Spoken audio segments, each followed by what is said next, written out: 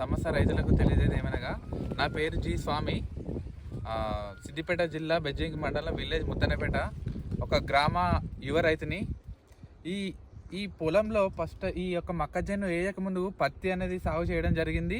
ఈ సాగు చేయక ముందు పత్తి వల్ల చాలా అనేక రకమైన సమస్యలతో ఎదుర్కొని పత్తిని అయితే చాలా లాస్ అవ్వడం జరిగింది.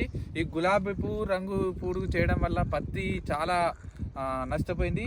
నష్టపోయిన తర్వాత మేమైతే ఆలోచించి ఏ పంట అయితే బాగుంటుంది మళ్ళీ సెకండ్ పంట వేయడానికి అని అనుకూలంగా మేము ముగ్గురు రైతులము నిర్ణయించుకొని మా యొక్క బావగారు యొక్క చేనులో పొలాన్ని వెంటనే దీని యొక్క పత్తి కట్టను రొటివేటర్ కొట్టి మక్క సాగు చేయడం జరిగింది. చూడండి మక్క అయితే ఏ విధంగా వస్తుంది, ఎంత బాగుంది.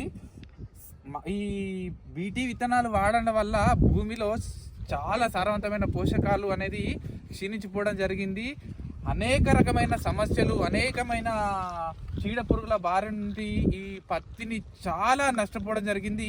అందుకే ప్రత్యేకమైన పంట మార్పిడి చేయాలనే ఉద్దేశంతో ఈ యొక్క మక్కను సాగు చేయడం జరిగింది. ఈ మక్కను మొత్తం రొటివేటర్ కొట్టడం వల్ల అందులో పత్తి అనేక రకమైన ఆకులు, నెక్స్ట్ పూత, నెక్స్ట్ పత్తి ముక్కులు అనేది మొత్తం సాయిల్ని చేసిన తర్వాత ఒక వర్షం పడడం జరిగింది. ఈ వర్షం పడడం తర్వాత భూమిలో అనేక రకమైన పోషకాలు ఇందులో అయ్యి ఈ యొక్క మక్కకు అనేది చూడండి, ఈ మక్కకు ఒకటేసారి మందు వేయడం జరిగింది. ఈ యొక్క భూమిలో ఉన్న పోషకాలు అనేది మక్కకు ఎంత తేలికంగా, ఎంత సాగునుగుంగా ఇస్తుందో చూడండి. అందుకే ప్రతి ఒక్క రైతు తెలుసుకోవాల్సిన విషయం ఏంటంటే, సంవత్సరానికి ఒక 2 పంటలు తీయడం వల్ల మనము చాలా అనేక రకమైన లాభాలు పొందడం జరుగుతుంది.